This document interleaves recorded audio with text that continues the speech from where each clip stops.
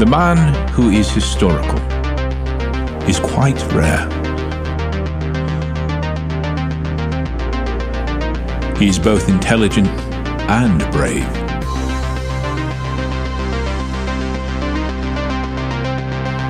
For himself, he has little care.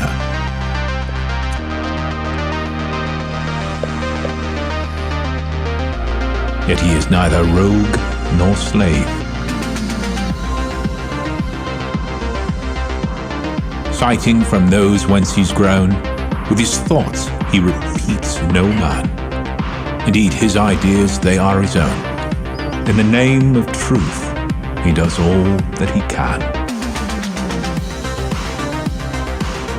He avoids trappings of historical man, who is in some fey cargo cult involved. He commits himself to clever work, a plan. So the problems of his age are solved. So lift high those whose work is great. Be unjealous of things you did not say. Remove from your heart envious hate. At the very least, get out of the way.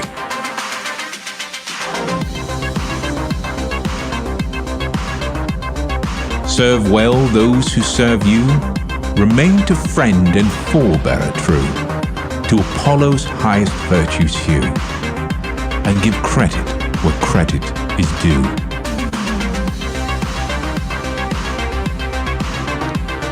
For Mercury does not on Olympus live, rather in deepest Tartarus he grieves. Olympus is a place for those who give, but it is not a place for he who thieves. His place is in the east and the south. If you betray, if you thieve, and if you lie, strike the name Apollo from your mouth, for you will see jealous Pluto when you die. Indeed, do not the God of truth defame, by your actions muddying his name, lest the God of truth receive the blame, thereby bringing to all your people shame. Aye, the time for dishonor, it has passed.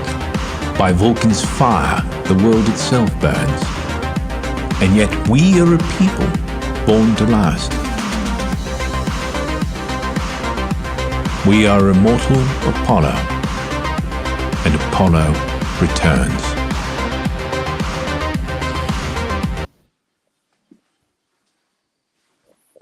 Well, and that was it. Yeah, we're live.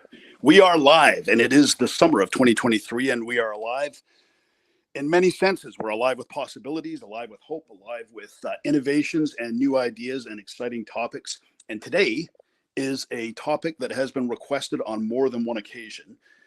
We are going to be talking about the goddesses of Apolloism, of the Greco-Roman pantheon, what they mean, some of the ways we can interpret them, and how they are unique, especially in comparison with other religions. Before we jump into that, though, I do have to address something from the previous stream. One of our listeners sent me a message, and he was polite and well-meaning about it, and said he thought I kind of dodged out on a question on leadership, Jupiterian leadership. And the reason I did that is because I didn't want to be too presumptuous speaking out about what I saw was Jupiterian leadership qualities. And I just didn't want to be, I didn't want to kind of interject myself too much into that. But I mean, it was a question specifically asked of me. So I guess that was a mistake on my part, and I will address it now. So I've been in a leadership position in business for, I guess, close to 20 years, actually about 18 years. And I can sum it up very succinctly. The way I view leadership is developing a vision and then executing that vision. And that's really as simple as it gets, right? I mean, you take different sources, you evaluate what's required, you develop a vision, and then you put together a team, the skill set, the people that are necessary to execute on that vision. And that's the thing. The execution part is a lot that I think people miss and they mistake. They think it's enough to have an idea or enough to have a vision and then just put it out to the world and hope good things happen. But that's really not how leadership works. Leadership means you either have to delegate, you have to find somebody. In many cases, you have to do things yourself. But it means executing on that vision to achieve a result.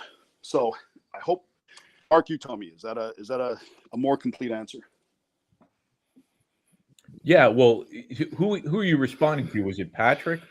Well, I don't want to say specifically who it was. Oh, okay. well, no. I mean, we know Patrick. Patrick's a friend of Apolloism, if not a direct member, right? Yeah, and it was said in a well-meaning way too. Just Yeah, hey, I'd like it if you kind of expanded on that answer a little bit. We like Patrick. He's a little quirky, a little crazy, but we like him. But a lot of craziness going around, so you got to some tolerance for it. And I will say there is a lack of real leadership in the world today. But I mean that's a subject for another stream, perhaps. Right? Today our subject is the goddesses, and they are very. I have to say that. I guess it's just part of the male thinking that I hadn't really spent a lot of time thinking about the different goddesses and all of that. But I did recently, of course, because I knew we were doing this stream. And it actually really opened my eyes to a lot of different things. But first, Mark, what would you like to say to start? I'm going to be interested in your thoughts on it. I mean, it is an interesting topic of the goddesses.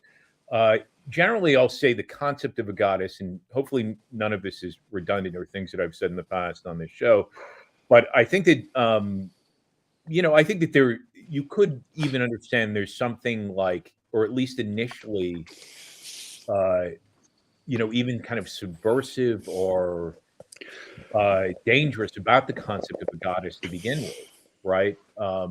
Especially if we understand the goddess as a figure that's competing or, for the attention or affection of, the flock or the followers with a male deity, right? So it's being contrasted with a male deity. So I think that but you could also say the same about a god. I mean, there's something very kind of edgy or inherently subversive about a god as well. I mean, as a kind of tribal totem, as there's something, vis-a-vis other tribes, there's something even kind of inherently offensive about a tribe's god.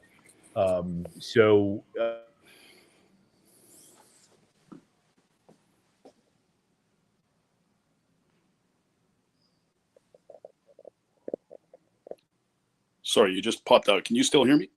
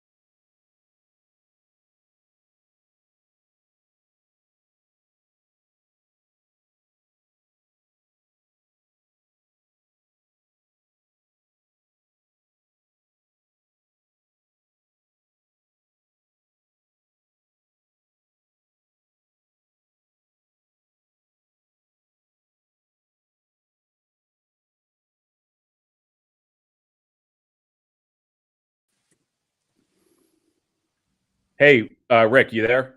Yeah, I'm here. Hey, sorry about that. We dropped for a second there. That was a technical problem. I think it was on my end. Yeah, I don't know where I dropped. Do you know where I dropped? I was talking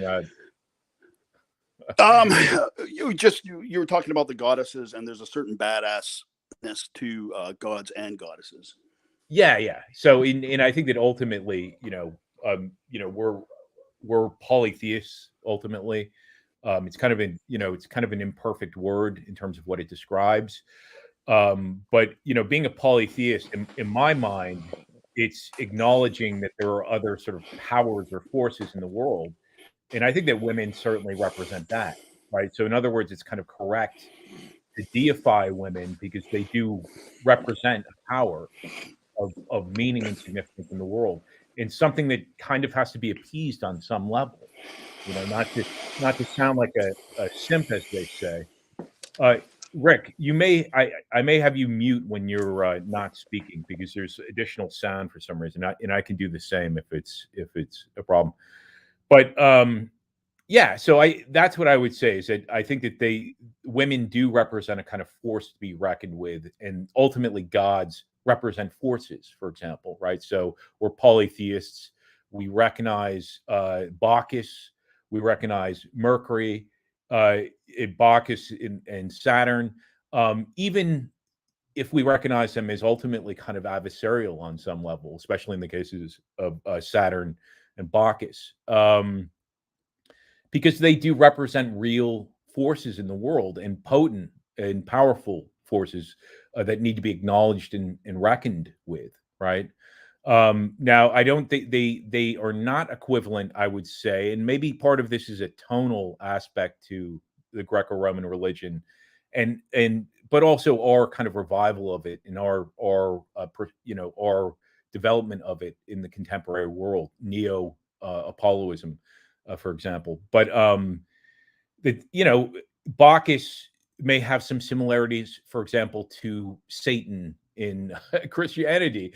They're both like sort of horned gods, but I think that there's a tone in Christianity that is not worth replicating when it comes to these beings, and that is namely a kind of supernatural fear of them, a supernatural fear of them, and a non-objective view of them, where you're looking at them as just kind of evil, and forces of evil and supernatural, overwhelming forces of evil. That's not our view of Bacchus, despite respecting Bacchus in the sense that he's powerful. And so the same, I think, could be said with goddesses. Now, we don't have an adversarial relationship or view of goddesses, but they represent another kind of, a competing power, you could say, in the world that has to be that we have to reconcile with, and we have to, in a manner, kind of accommodate as well. And so we are also honoring Juno, the wife of Jupiter, as the queen of the gods and goddesses, and goddesses like Diana. In a sort of an equivalent thing exists as well in Christianity, and it becomes more salient in Catholicism. But you have the figure of Mary, for example, who is essentially a kind of goddess. Now she's given a sort of lower or inferior status to Jesus and to God, but nevertheless, she exists as a kind of, she's within this sort of unadmitted sort of polytheism that exists in both Judaism and Christianity, where you have angels, you have the Elohim, which means gods. So you have ultimately a kind of polytheism, but you have the focus and emphasis on one deity in particular, kind of hyper focus on a jealous God that won't have other gods before him, namely Yahweh in the case of Christianity, Jesus. So, I think that, and there also, of course, exists a clear and strong hierarchy in polytheism, in Greco-Roman polytheism in particular. That's kind of our topic and our interest. Jupiter is the king of gods, so that hierarchy exists there as well. But he has a kind of different tonal aspect to him and has a different character that's distinct from Yahweh. For example, he's not a jealous God, right?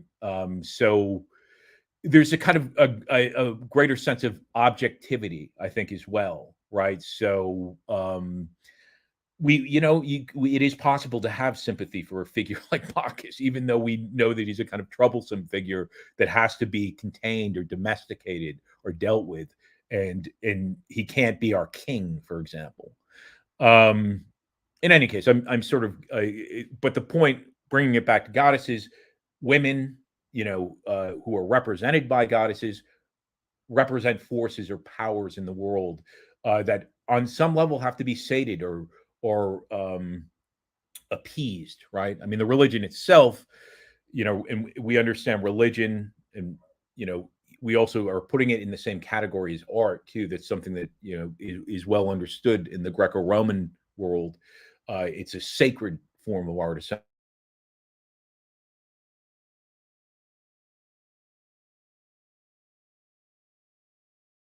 In your religion or faith, and feeling that they have a vested interest in it, they have some stock in it, and that it's a society or a culture that also venerates them, that they're also celebrated and venerated, whether as mothers, whether as wives, whether as daughters, and those would be kind of represent the three most important roles, I would argue. But even in other, activities, because women, like men, not every woman is exactly the same, and I think that that's one of the kind of interesting aspects of Greco-Roman religion is that it represents a kind of distinctiveness among different types of women, and that are value that each are kind of valuable types. Probably we would say that the every woman is Venus, right? And Venus has different aspects, but she's this kind of a goddess of love and beauty. She, on some level, she represents a kind of every woman. In any case, I'm going to let you jump in here, Rick. But we could start with Venus, and then go to Juno. Whatever you think is the best sort of sequence of discussion here. Sure. And the only thing I would add too is I think this is something that's really important in contemporary terms as well. I see a lot of, both women and young men, especially, they're a little bit confused on how to relate with the opposite sex, and, how to essentially conduct themselves in the world. Like, there's a lack of role models. I think that's fairly obvious. But like you say, I mean, these goddesses, they represent different stages in your development or in your life. I mean, how often have you seen, a woman who's clearly past her prime, but she's trying to embody Venus? She's being overly sexual despite what stage she's in at life, or even too young, right? Whereas this kind of it lines up for what stage they are in life. You move from being a more every woman like a Venus to more matriarchal, and they essentially are great archetypes and great role models, again, that you don't really see in other religions, like Christianity, for example.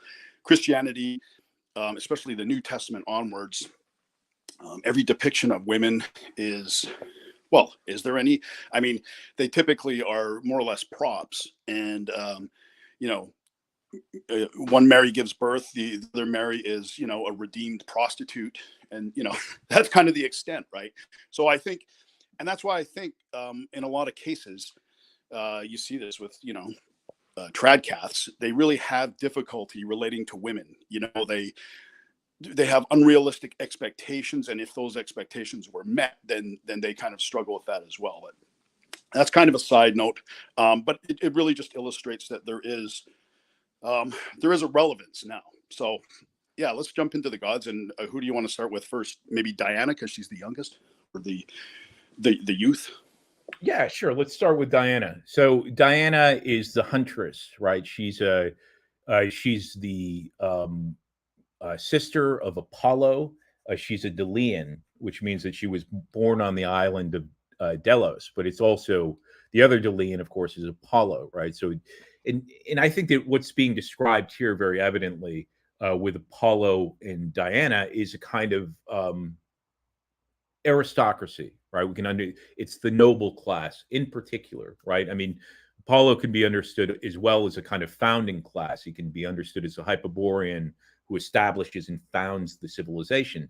But of course, the nobility would be naturally descending from this kind of, more in its origin, a kind of more barbaric invading class that once it's established, they are the kings and they're the nobility.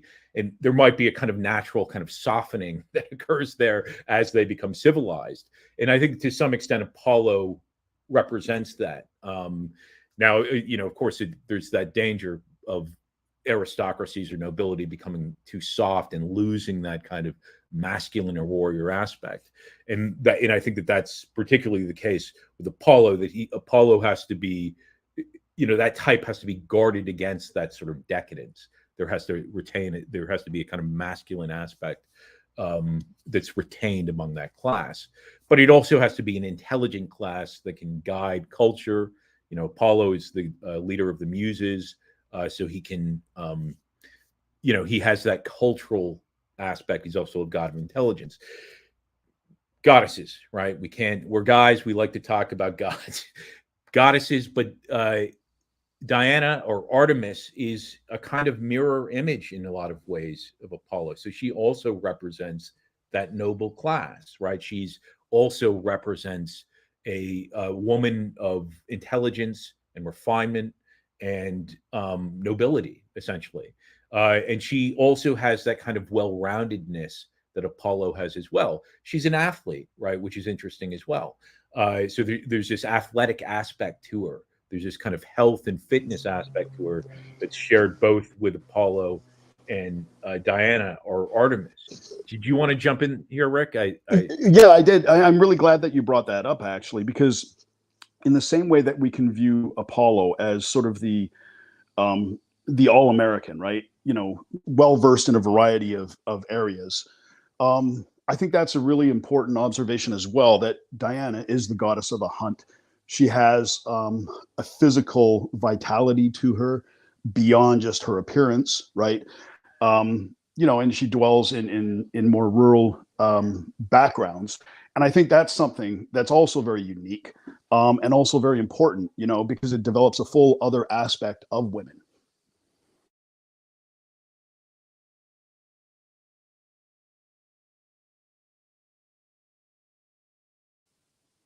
Sorry, did I catch you off guard there?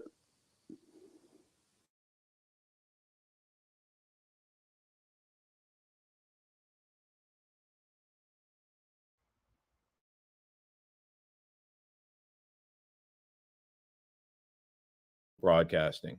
Oh, you may have dropped. I'm going to have to re-add you. Hold on one sec, guys. Oh, there he is.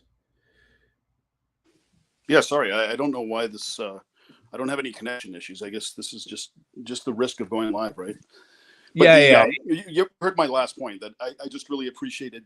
I really appreciate the, the athleticism and the physical vitality that's apparent with her. Yeah, and she has those aspects. So she's a eugenic type, but I think she also represents a kind of higher type. And she's also, she's a virgin goddess. So she represents also as well, in her cult had this aspect as well, is that basically these were chaste women or virgins before marriage, right? So it doesn't mean that, Minerva is kind of different in this regard. But she has similarities. Minerva is similar. The more common name that's probably more familiar to people, the Greek name, is Athena when I'm talking about Minerva. But Diana is, so she represents daughterhood to a certain extent, right? We were talking about motherhood, daughterhood, as these archetypes that are represented among the gods. But she, and she's also, but she has a cultural aspect like Apollo as well. So she's a goddess of dancing and of the arts. Now she's a less salient god than Apollo. Apollo is a more, Apollo is the most famous god in the whole Greco-Roman world, next to Jupiter, Zeus, right? Jupiter could be more famous, we'll say. But next to Jupiter, Apollo is the most famous. Diana is less famous, but she is a well-known goddess and was particularly important to women. She's also a goddess of childbirth, interestingly enough. So she also has a kind of maternal aspect to her. But among the Olympians, maybe it could be said Juno is the goddess that's most closely associated with mothers. It represents a kind of ideal of mothers. And Well, oh, please. sorry, just to interrupt as well. I mean, I think it's also um, probably not many people would know this, and I only came across this when I was, boning up on Diana. But she's mentioned in the Bible in Acts 19. Oh, sure. Her temple, right? Right. You're talking about a temple devoted to Diana. Yeah. Yeah, the Ephesians, I think they were called. Yep. Yeah, And worship. yeah. So it's describing how it was essentially a kind of false cult or a false god. I can't remember all the events that occur in that sequence, but It is significant that she's mentioned, and there was a lot of worship of Diana during the time of Christianity. A lot of post-Roman worship. in that cult in particular, which is a kind of Eastern manifestation of the cult of Diana and Artemis, Mhm. is distinct from the cult that will develop in Greece proper or will develop in Rome, for example. Right? There's a kind of Eastern aspect to that cult, the one that's described in the Bible, and it's very yeah, we would see it as very kind of foreign and very strange and maybe less than ideal. But the goddess or the idol that's depicted there is this kind of grotesque, sort of abstract representation of motherhood. It seems where she has, uh, like dozens of breasts, right? So all these breasts are coming off her. So it's almost something that we would see, or it's even more kind of abstract and grotesque than something that we would see in Hinduism, where we have the gods with all the different arms and stuff. As in that the statuary that we're familiar with in Hinduism is a kind of later development that's distinct from the literary development of the Vedas, for example. But I think you understand what I'm describing. It's a kind of Easternization of that cult. Um, and maybe that played into a decision to include a reference to it in the New Testament, right? Because we know that a lot of that is fictionalized, essentially, especially when it's describing miracles, which I think it is describing in that sequence, where basically Paul is converting people away from this false cult to Right. Christianity, right? Yeah. But yeah, so I mean, so in maybe maybe the sort of strangeness of that manifestation of the cult of Diana again might have been a decision, a kind of propagandistic decision to include that cult, in the Bible, because it would probably be easier for people in Athens to look at that cult as something that's strange and foreign or Eastern, as opposed to something that's familiar and valuable and salubrious, right? Who knows, though? I mean, that's speculation. The other thing I would say too is that Diana, yeah, she represents something that we could say is kind of a more aristocratic or noble form of something that Venus represents, for example. And I guess we could probably move on to Venus just because we have a somewhat limited time. But Venus is a goddess who, in my mind, she represents more of a kind of every woman. Um, she's a goddess of love and beauty, and there were definitely kind of myths around her that we can understand as essentially kind of subversive on some level, where she is depicted, especially in the Greek myths, as a kind of promiscuous woman. I mean, and I think that in Rome, in a very kind of intelligent way, she's rehabilitated. I mean, there will even be Virgin Venus cults in Rome that seem to have influenced the Virgin cult of Mary, for example, right? And in these chastity cults, especially refer to chastity before marriage. So Venus, and this was even understood in Greece as well. You see the philosophers talking about it, and you see the Gnostics. In the Platonists, but there's different concepts of Venus. And there's a Venus Urana, and Urana is that means sky, Uranus, right? Venus Urana, who's understood as a kind of more cerebral or pure or less sexual form of Venus, a kind of more intelligent form of Venus, you might say. And then there's a Venus Pandemos, and Pandemos means of the people. So it's essentially a kind of, we could say it's a kind of title that's describing her as essentially promiscuous on some level. And in the Greek myths in particular, she has these affairs with various gods in the Greek myth, including Hermes, Dionysus, Adonis. Those three can be understood as essentially kind of proto-Jewish gods. Yeah, you know what? I think that opens up something really interesting as well.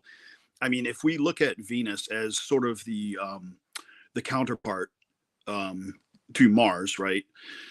And in the same situation, in Greece with Ares, then we can see also in the Greek religion there's a certain subversion in the same way that Ares was slightly belittled. Often he's depicted a lot more as unstable or in a less than flattering light. And the same thing I think was done with Venus, and that she was portrayed, like you say, as being more promiscuous, ostensibly with Semitic figures as well. And I think there's a recognition on the part of the Romans that these two form the foundation, the bedrock maybe of our civilization, right? And so let's rehabilitate them. Let's give them the proper reverence, right?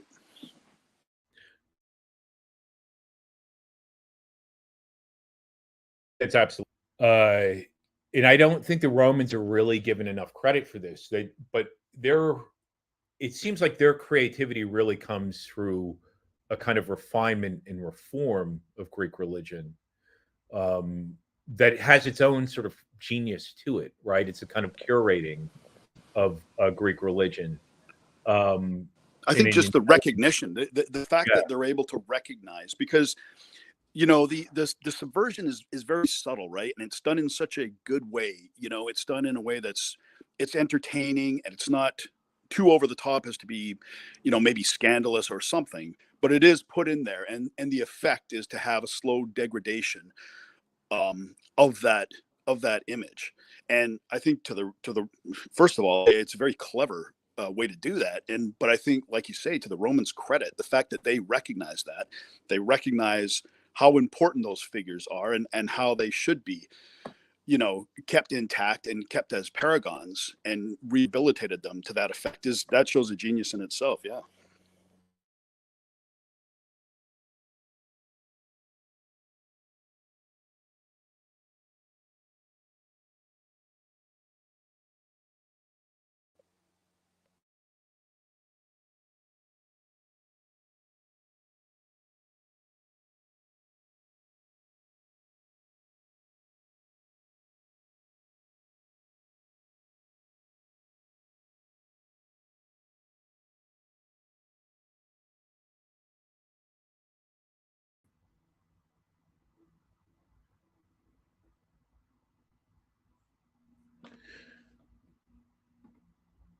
Hey, Rick, can you hear me?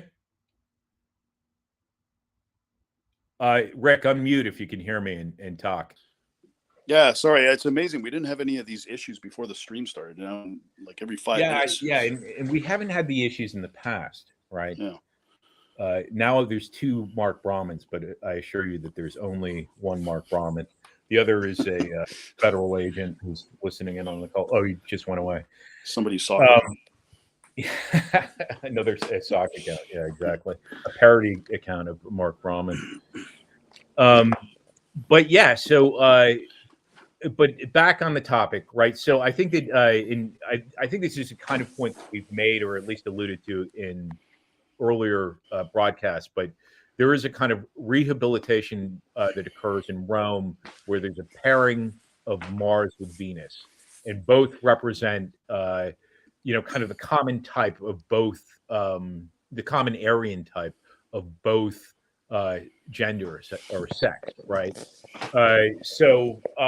In Venus, it is interesting. It is worth exploring kind of the subversive aspects of the Greek myth with Venus, or Aphrodite, as she's called in Greece, So Aphrodite, the birth of Aphrodite is probably most interesting to us. Aphrodite, and this is something I've said on this broadcast before as well, so I'll try not to dwell too long on it. We end up talking about goddesses, well, not devoting a show to them. They were always kind of, part of the milieu of the Greco-Roman world. So we have talked about them before, if not focusing on them. But Venus, or Aphrodite, as she was called in Greece, her birth, she's understood as being born from Uranus, or Caelus, as the Romans would call the sky god.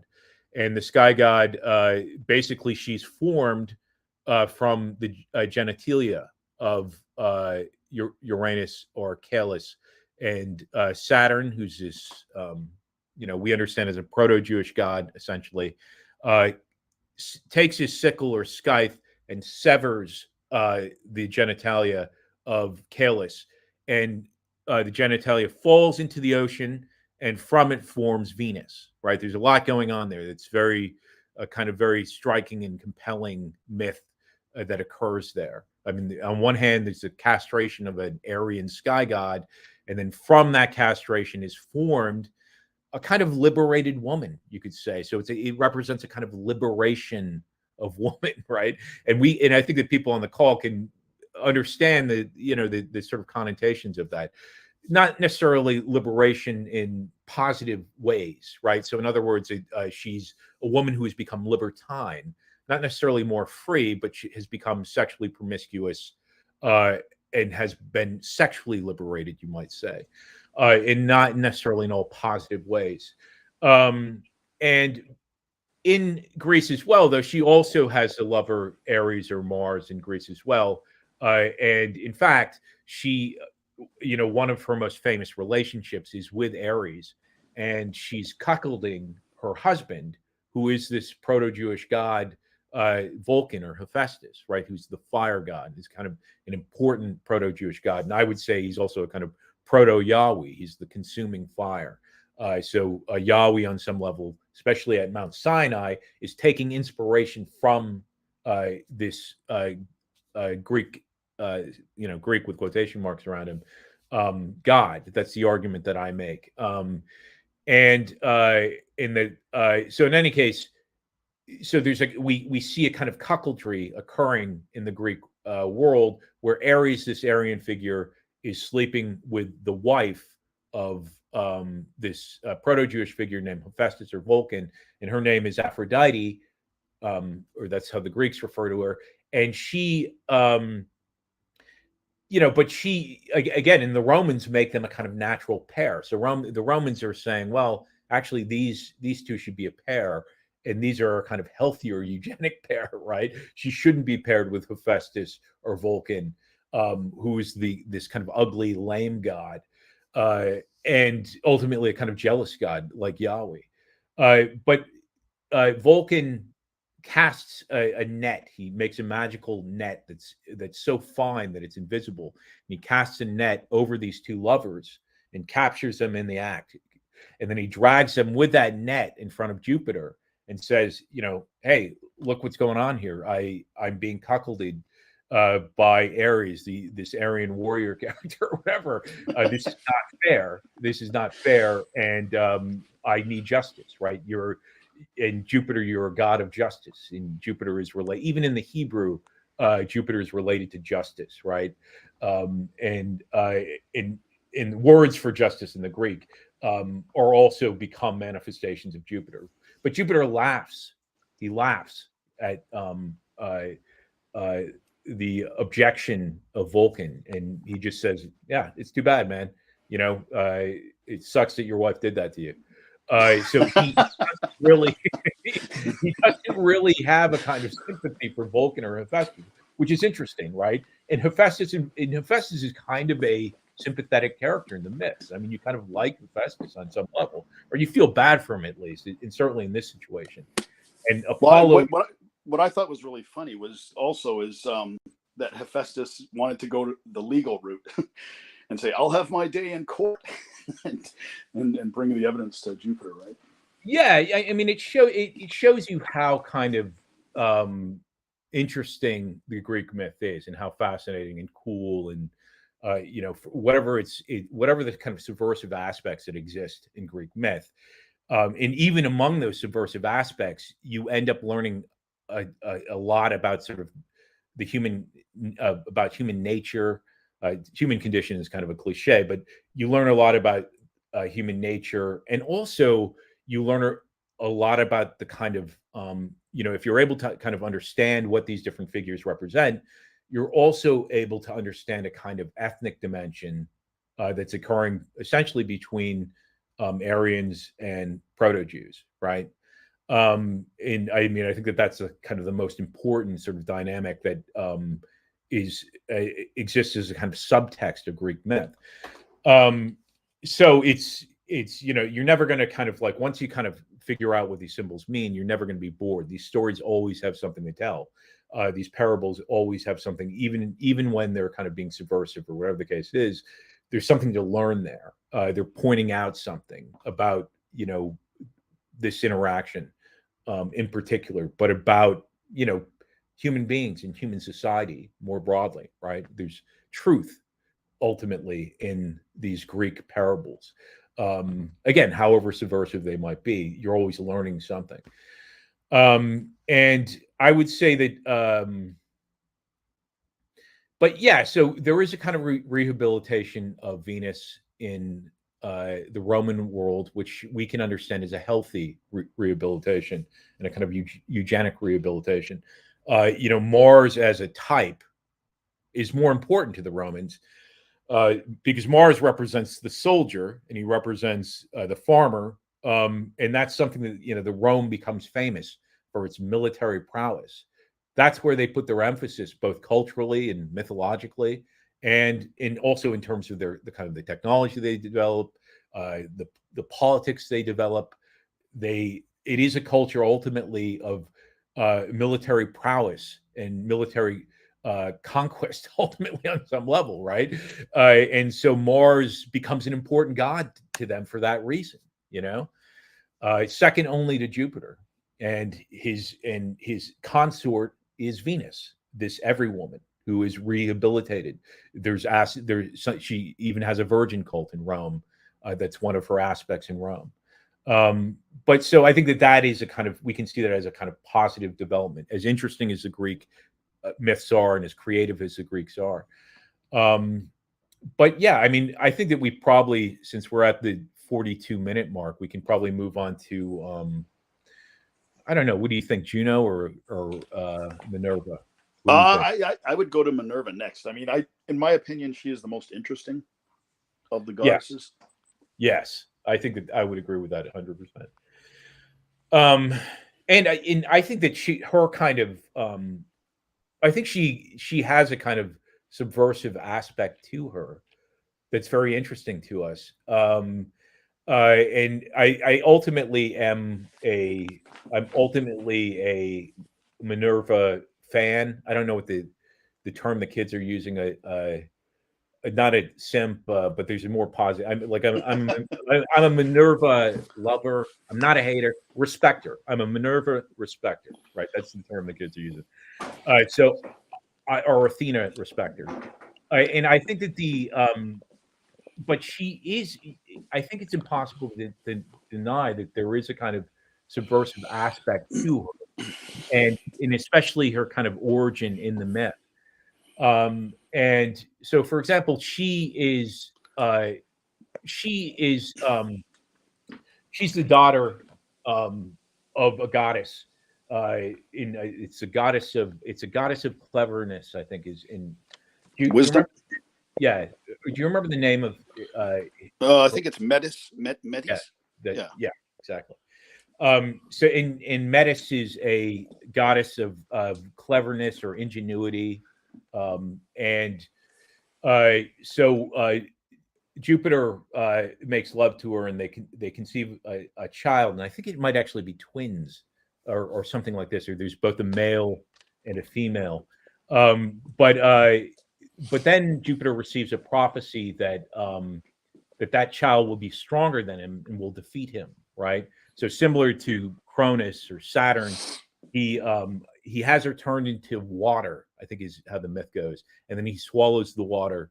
But then he starts to and I guess the understanding is a myth is he becomes a more kind of wise and moderate ruler as a consequence of this ingestion. No longer the sort of rash Jupiter of that we're kind of familiar with. That he's grabbing all the women, and he's battle ready, and he's also kind of a sexual Tyrannosaurus Rex, right, as they say in the film Predator.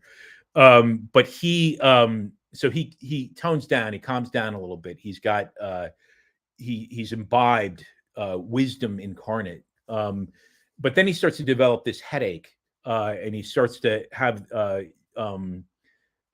kind of mental pain.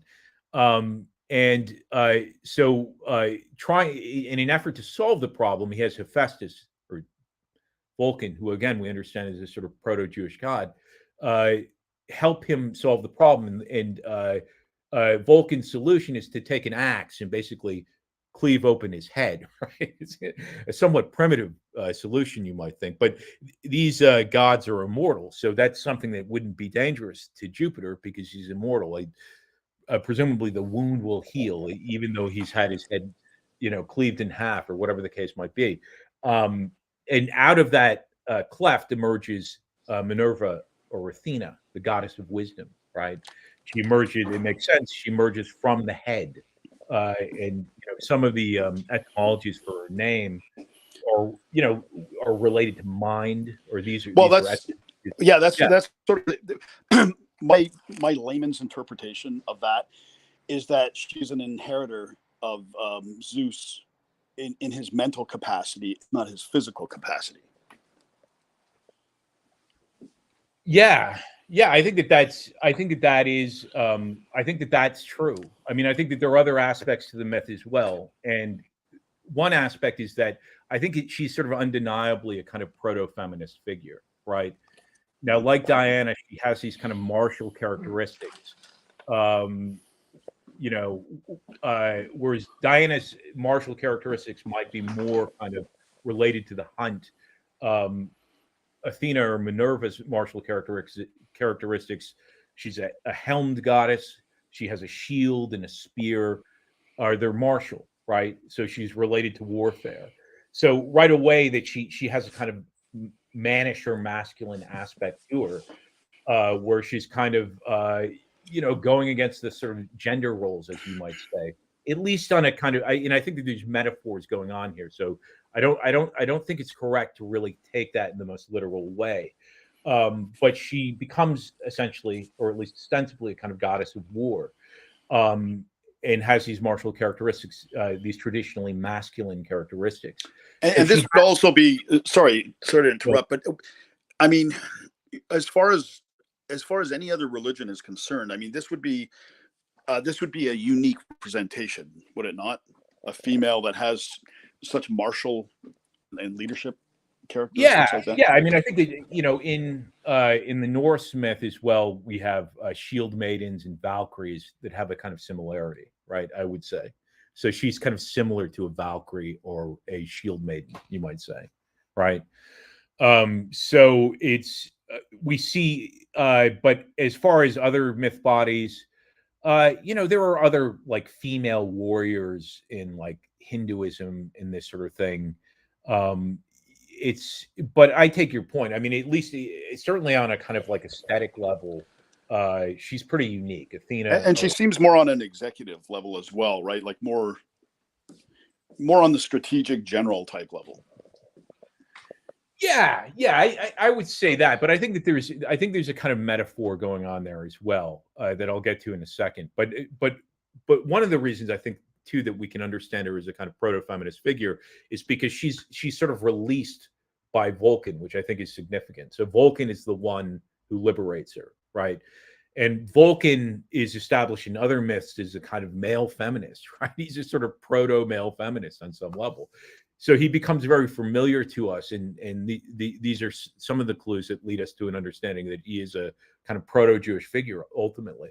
But one of the ways in which he's a male, there's one myth, for example, or one of the reasons it's thought that he was thrown out of Olympus, expelled. There's a kind of expulsion myth with Vulcan or Hephaestus, and he's expelled from Olympus. He's expelled to the island of Lemnos, which is will be the seat of his cult in the ancient world.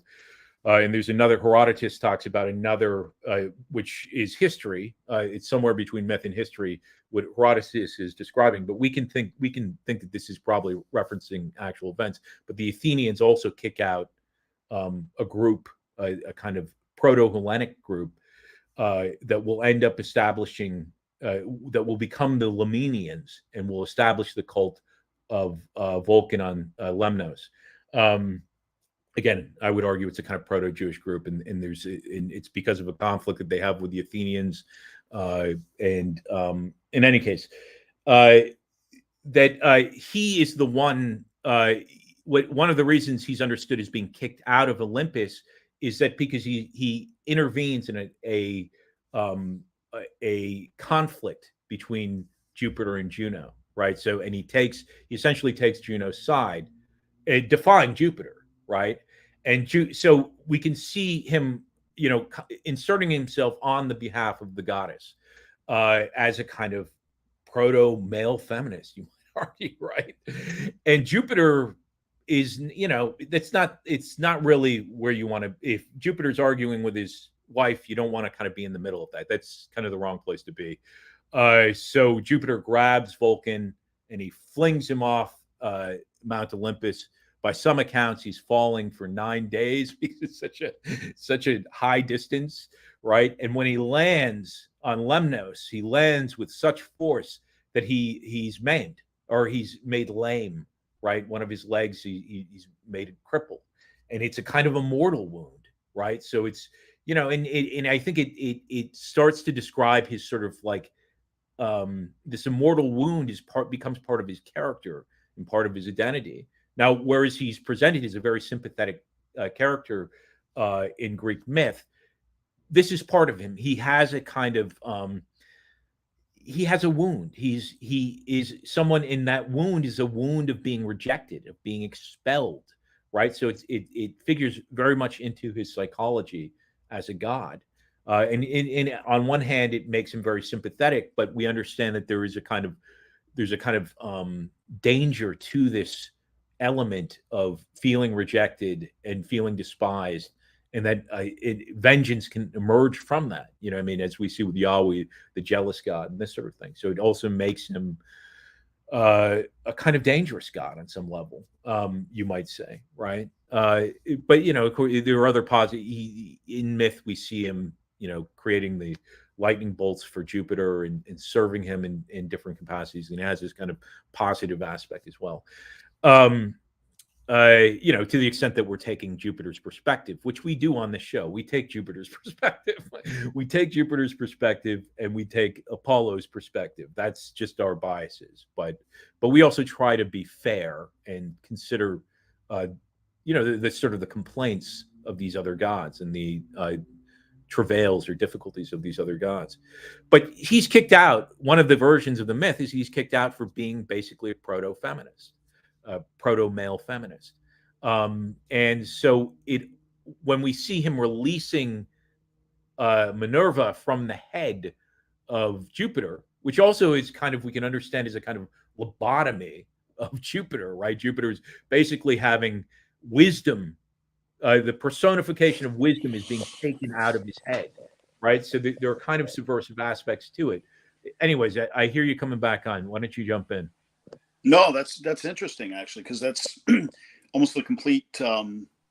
It's almost completely opposite as how I viewed it, with her being an inheritor more mentally than physically. Well, I think so. I think that ultimately that she ends up being a kind of beneficent or benevolent goddess, right? And she, for example, she will have. She stays with it. When he's fighting Typhon, she's the only god that stays behind, right? Yeah. I wasn't aware of that particular myth, but if that's the case, yeah. She's understood as a kind of loyal goddess and loyal to Jupiter, right? And so if So if we just kind of look at this in the most basic way, and we understand Athena or Minerva as a type, like an intelligent woman. She's a goddess of wisdom, right? So she's evidently intelligent. She's also a beautiful goddess. She's also kind of eugenic in other ways, but she's noted especially for her intelligence, and it's almost a kind of male intelligence, like you could argue, but she um, that is not a problem if she's loyal to the king, if she's loyal to Jupiter, right? And or if she's loyal to Mars or loyal to Apollo. Now there are myths where she's not. She's basically in opposition to Mars or Ares, as the name is given in the Greek. Um, but I think you understand my point that, like, really, her. I think that really her, whether or not we consider her a kind of beneficent deity or not, and this applies for all the gods, is whether or not they're loyal to Apollo and Jupiter and Mars, right? So mythos gives them their ethos. Mythos is action. So what is their action? If their action is fealty to Jupiter and Mars and Apollo, then we can understand them as benevolence, the wrong word, but beneficent. I think you understand my point, right? Yeah, and it was Athena that accused Zeus of cowardice, and kind of encouraged him to stay and fight Typhon. Yeah, and I mean, and maybe there's a kind of humbling aspect to that people might understand is subversive on some level, but I don't think so ultimately, because Jupiter has to defeat Typhon, right? So it's good, right? Mm-hmm. She's encouraging him in the right direction. We want to defeat Typhon, so we can understand her as positive or good in that regard. Yeah. Yeah, she's definitely the most interesting of the goddesses, and there's a lot there, right? Yeah. So the other, so she does have, like, in in the Trojan War, for example, there is one notable incident where, and Ares is kind of like, there's a lot of kind of subversive aspects to the Iliad and the description of the Trojan War generally, whether outside of, whether additional writings about it outside of Homer or otherwise, and within Homer. But and one of them is that Ares, Apollo, and Jupiter are all on the wrong side, right? They're all on the losing side, which I think is kind of inherently sort of subversive on some level. But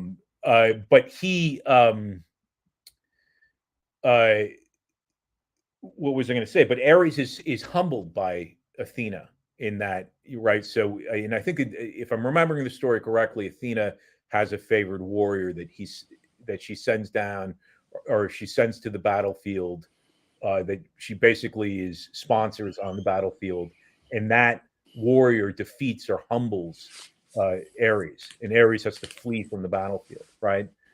And so there's that aspect, but I think that the other thing too is that, and this is what I would say, I think that there's a very strong metaphorical dimension to Athena that's overlooked. Like, I think it's actually incorrect to view her as just a battle goddess, or as you say, like one that represents kind of military strategy or intelligence or cunning.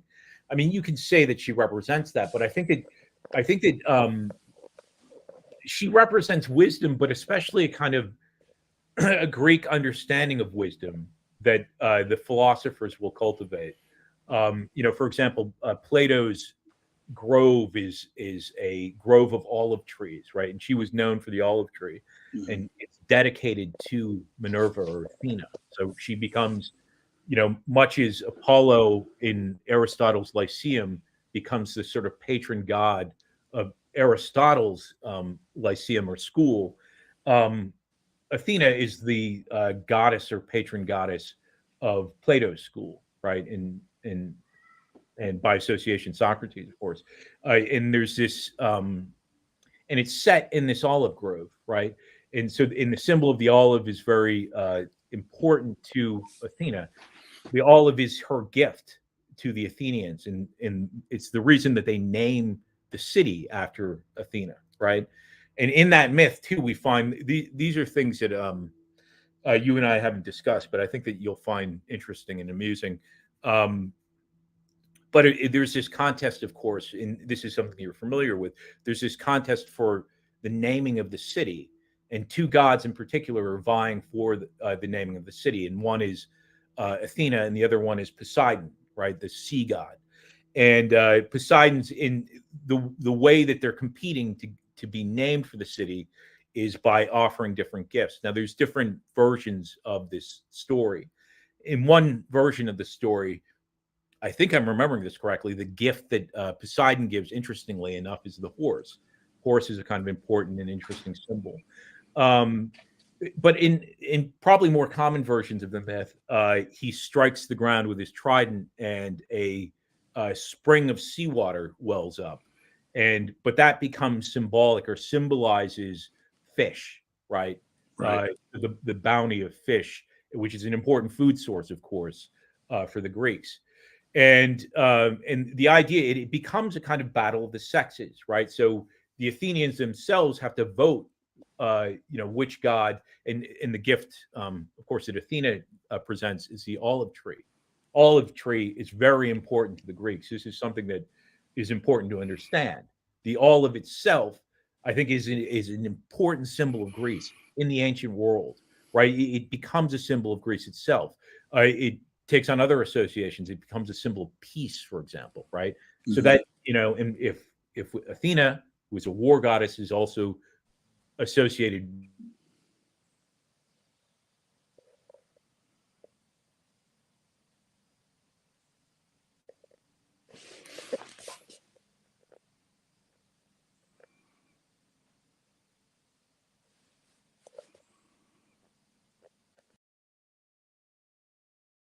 the olive tree, then she takes as a symbol of wisdom as well, right? And I think it develops those associations in the ancient world. But getting back to this contest, right? Athena brings the olive tree. Poseidon presents fishing, the gift of fishing. And then they vote. The Athenians vote. This is, there are different versions of this tale, of course, and I'm presenting one version that might be a kind of composite. I might be drawing from multiple versions here, but I'll try to do it in a kind of judicious or intelligible fashion. So they vote, and so it becomes a battle of the sexes, and all the men vote for Poseidon, right? And the reason given is because, well, they're out on the waters catching the fish, so they value fish more. And it may also be because he's a male god, right? So they want to favor the male god. But they think that has greater value than the olive tree, right? The olive tree, though, has immense economic value for Greece too, and this is one of the reasons it becomes a symbol of Greece is because it becomes a main export for Greece. And there's all kinds of uses for olive oil. You can burn it as fuel. You can what are some of its other uses? You can burn it for fuel. You can eat it, right? It's obviously a food source as well, but it also takes on a kind of in the gymnasium, right? And this is something that may even have kind of subversive aspects to it, whatever the case may be. But all the athletes in the gymnasium are lathered up, right? And again, there's a gymnasium means nude training, really, right? So the nude athletes are lathered up in olive oil, and in fact, the main expense for running gymnasiums in the ancient world is providing all the olives, right? Because those are then made into olive oil and they're used to lather up the athletes. And people speculate as to what the practical reason. Some think it was to protect them from the sun. Some was to keep them warm. It's a different topic that we can get into in another time. But that's one of the uses of the olive, right? So the olive becomes of chief importance. But I think economically is the most important thing to focus on. And Greece becomes famous for the olive. So all the women vote for Athena. Now, this might be sexism on the part of both the men and the guys. They wanted a woman to be, the patron goddess and the most celebrated god of their city. So they vote for Athena, and because there are more women apparently in the city, Athena becomes, and maybe this is related to war, right? There would be more women, and Athena becomes the goddess of the city. Now, and this is the part I think that you might enjoy or take some humor in, Rick, is Poseidon is not having it. He's pissed off. He's like, okay, well, no, you don't make some babe the name. This is my city. You don't. I'm providing the fish. This is my city. So I'm not going to like. This contest is not over, right? Now the two gods are prevented from going to actual war, fighting with each other. But Poseidon decides to flood. He decides to create one of these famous floods and destroy Athens and threatens basically to drown the whole world. It's of kind of biblical proportions. But they make a compromise. They say, okay, well, Athena won the title fair and square. She is going to be the goddess, and she's going to be named. The city's going to be named after her. But as a compromise, we will take away the female vote. So basically, the compromise they reach, which is a kind of interesting thing that I think that Rick will have commentary or will be interested in discussing, is basically they say, okay, we will name the city after Athena. We will honor this type, this archetype, this goddess. We will associate women with wisdom itself. We will venerate women in this very kind of, you could say, loving and adoring way, right? I mean, they are showing a kind of an adoring respect for women, identifying them with wisdom itself. But they can't vote. They can't vote, right? So there's that trade-off, which is interesting, but it also allows us to understand Minerva or Athena as a proto-feminist figure, essentially, because according to the myth, women were able to vote before this contest, but that right of voting was taken away. But in place of it was a veneration of women.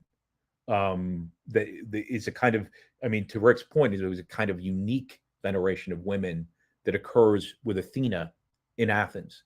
Anyways, Rick, do you want to jump in on that?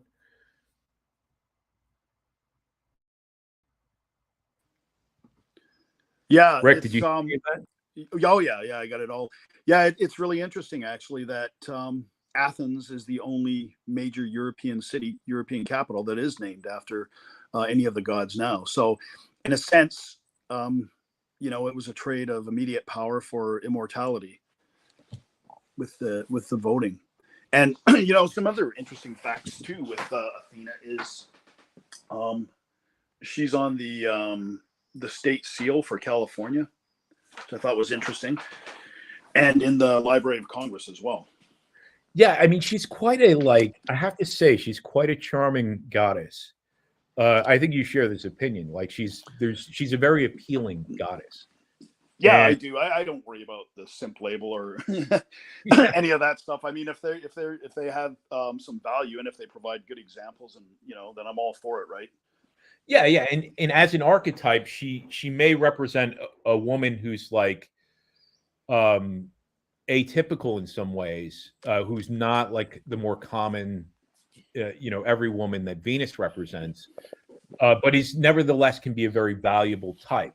And again, I think that ultimately she earns that value through her fealty to Jupiter, through her fealty to the society, to the gens, to the familia. She earns that value through that, and she's therefore allowed to use her gifts in that direction, use her intelligence. She doesn't have to be the carbon copy Barbie, right? And Venus is Barbie, essentially, right? Yeah, it really adds a lot, I think. So I think that unless you had more to say, we can start to wrap this up, but we can look at some of the questions. Yeah, we better jump into the questions. I'll be disturbed at some point soon. And the your interpretation with the castration and the liberation with Venus, I thought that was really interesting. I'm going to contemplate on that later today.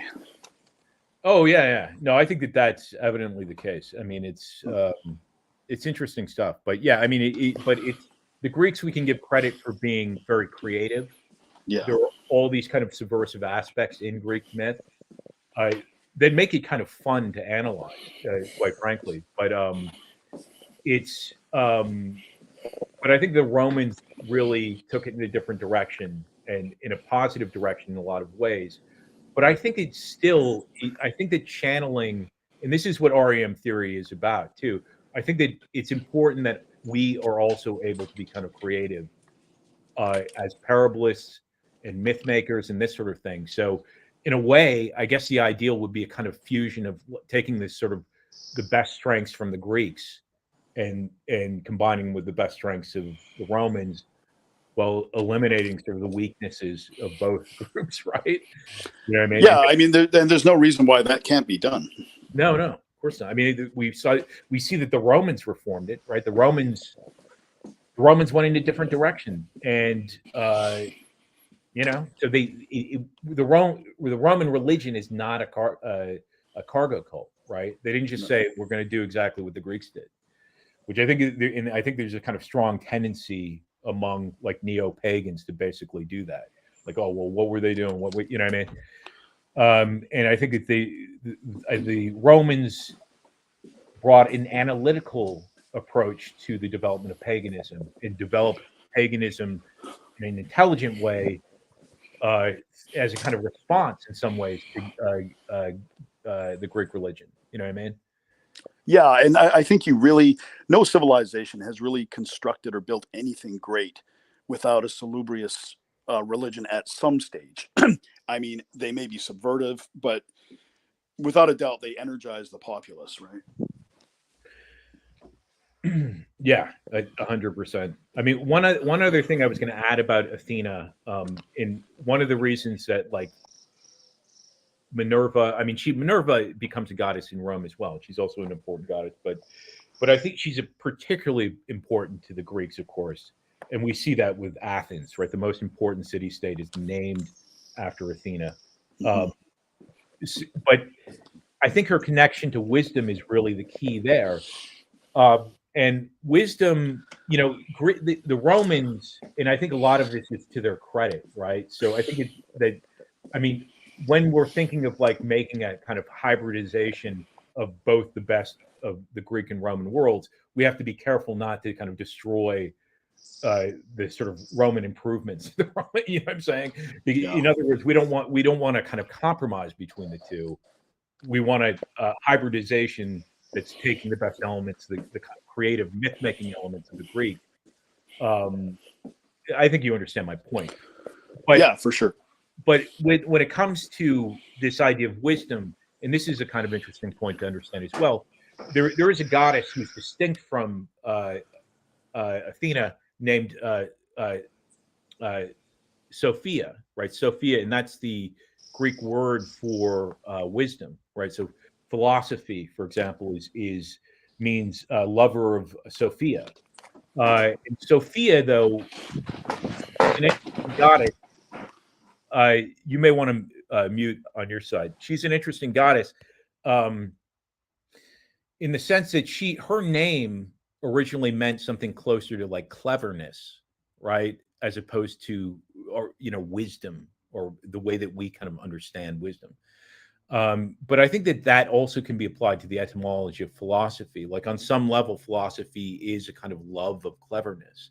And when you look at philosophy, I mean, I think it's kind of easy to come to that conclusion on some level, right? Some element of it is essentially sophistry, or just a kind of brilliant use of words, or a kind of clever reinvention of ideas, or representation of ideas, and this sort of thing. It's the gift of logos. There's a clever presentation, I think, that's a huge part of philosophy.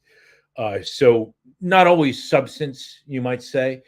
And I think that this was understood by the Romans, and the Romans were not as philosophical as the Greeks, right?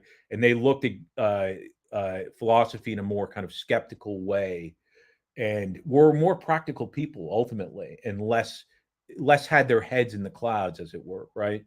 So I think that that's another reason that we would see a kind of diminishment of Minerva, at least relative to other gods in the Roman world, where again she's still honored, but she, to the extent that we can associate her, especially with a kind of philosophical wisdom, she, there's something there that the Romans basically moved away from. Like there was some they detected or perceived some level or some element of bullshit, basically among the Greek schools of philosophy. Mm-hmm. And I think that they are kind of correct in that assessment, ultimately, right? Well, yeah, they were very pragmatic by nature, right? Yeah. But so So, anyway, well, I was going to say, I enjoyed this conversation a lot more than I thought I would. Really, it was kind of surprising, and I mean, I guess we'll have to maybe bump Juno to another time, which maybe isn't a bad idea because she's kind of apart from the rest of them, for sure, right? uh, yeah, I mean, I think that we can maybe we'll do. I mean, I think that we should go to Mercury at some point. I think he's a good god to discuss. Yeah. But maybe we can like include her at the beginning of a broadcast about Mercury or something like that. We can fit her in. What was gonna? So should we look at some of these questions here? Or? Yeah, let's do it. All right.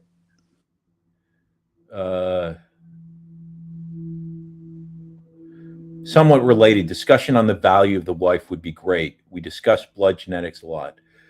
They are one with us in our children. Thoughts? I don't know. What do you have, Rick? I'm going to give that to you.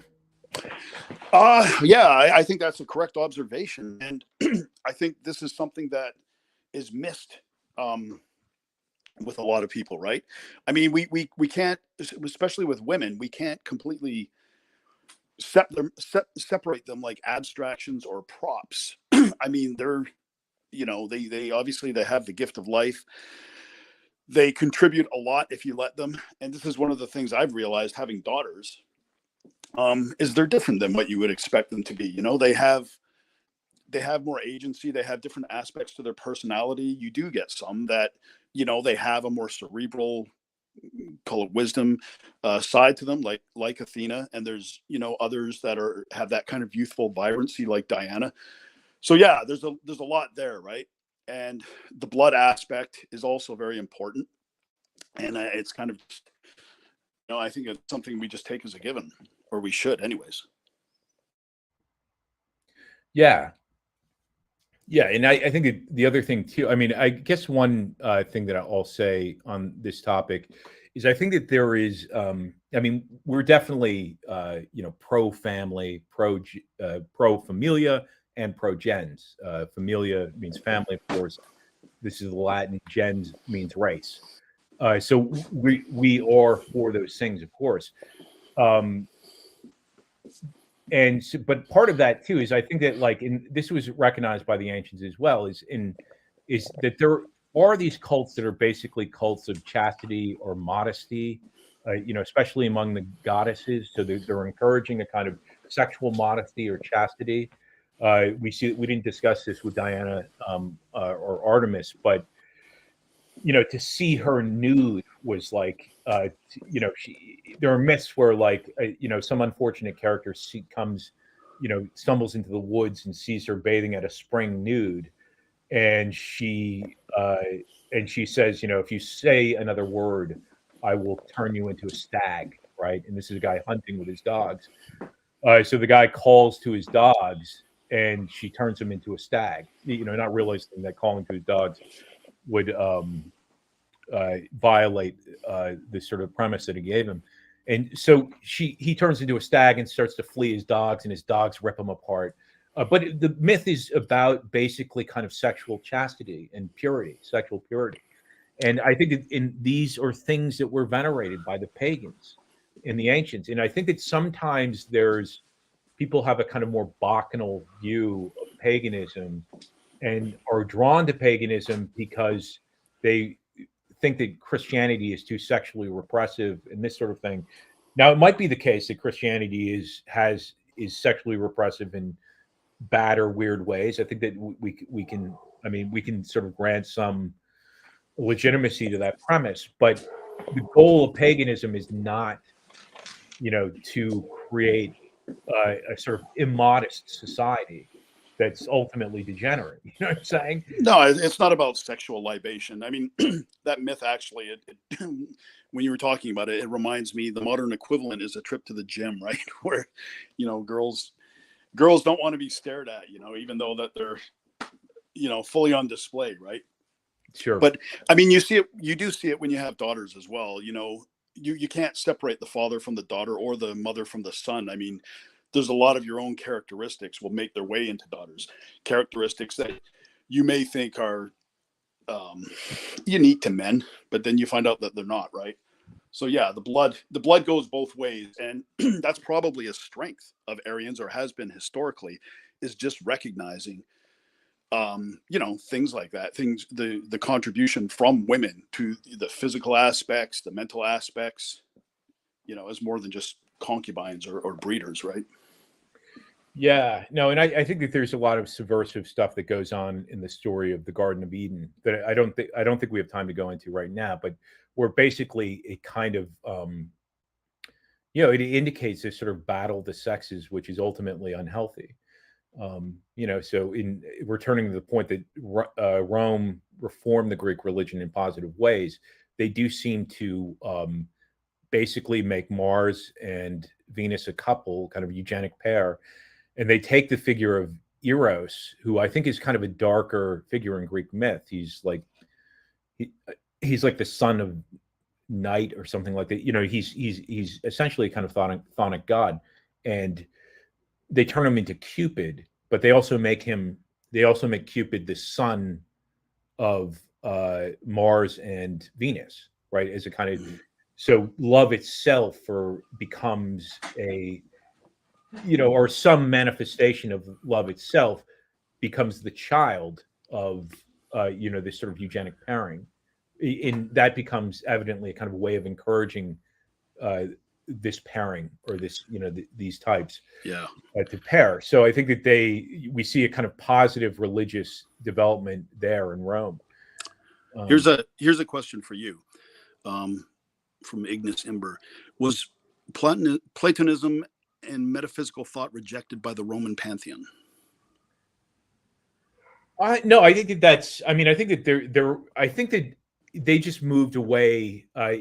Nietzsche actually says it. Let me actually grab my Nietzsche right now. He has and it's just one line, but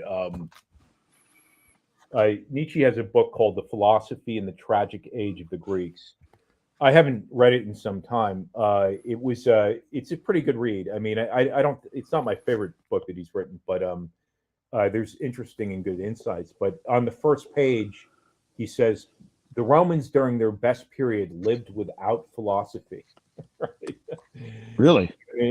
Yeah. And philosophy ultimately is a kind of Greek development. And there are subversive aspects to it. There's no question about it. I mean, this is something that Richard and I talk about, for example. But like Platonism introduced this idea of the immortal soul, which is a kind of which was an idea that was unknown really to the Greeks before Plato brings it in. And we have this idea of philosophers that are pre-Socratic and post-Socratic, those following Socrates.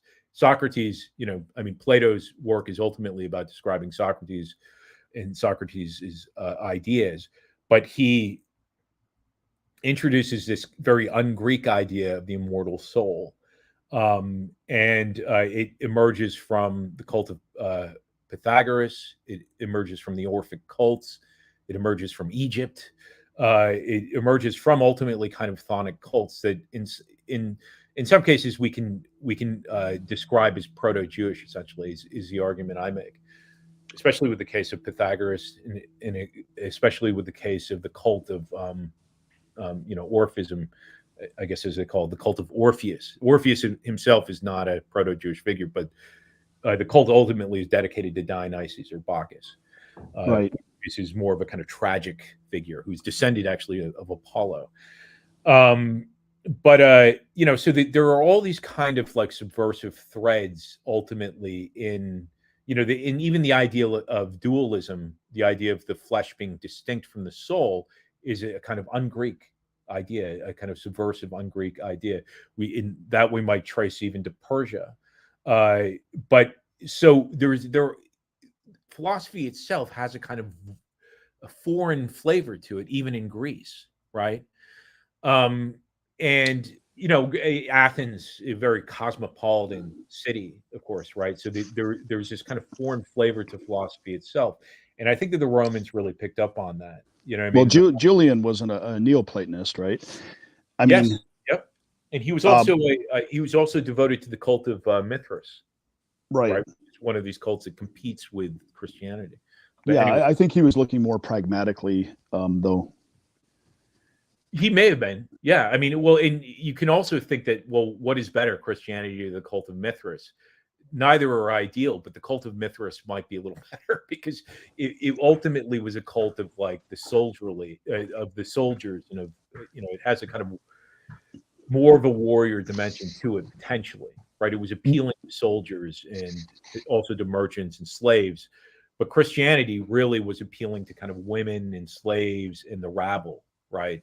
Right. Ultimately, and it's not the meek, right? The meek will inherit the earth. We know much less about the cult of Mithra, to be honest, but it does seem like it would have been more of a masculine cult, you could say, right? Yeah, and probably a lot of that, probably a lot of Christianity influenced him as well, right? Just in terms of organization and structure, he would have learned from it. He would have learned, what aspects were successful and maybe tried to incorporate those. Yeah, yeah. So, but to answer the general question, the Romans were kind of less philosophical people.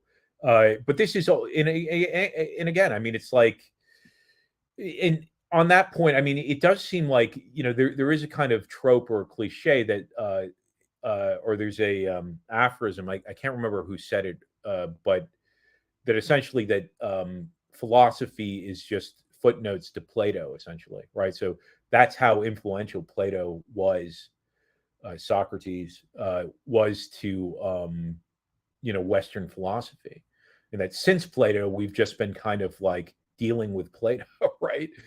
Which is a pretty amazing thing to consider. You know, Christianity is deeply influenced by Platonism, ultimately, right? And then eventually it's influenced by Aristotle, in during the medieval period. Um, but and Aristotle is more kind of, I think the Romans would appreciate Aristotle much more than Plato. And Aristotle is he's much more of the he's explicitly of kind of the empiricist school. So he's more looking at the world. He's more of a scientist. He's more looking at the world, and you know what you see is what you get, essentially, right? I think his theory on the soul was, I think he believed in a soul, even a soul that was distinct from the body, but he didn't believe that the soul had a life after the body, right? You know, I'm personally not, I'm not dogmatic on that question. I don't, I think that, but I think that I think that we have to recognize that there's something very dangerous about the question, in the sense, like, if you get a cult that develops where, okay, we accept the premise that the soul is immortal, but then the cult develops and says, okay, well, the only way for your soul not to be tortured in hell or whatever after you're dead is you got to worship this Jewish guy or whatever. That's, see, people take that concept in a very kind of bad and like psychologically abusive direction, right?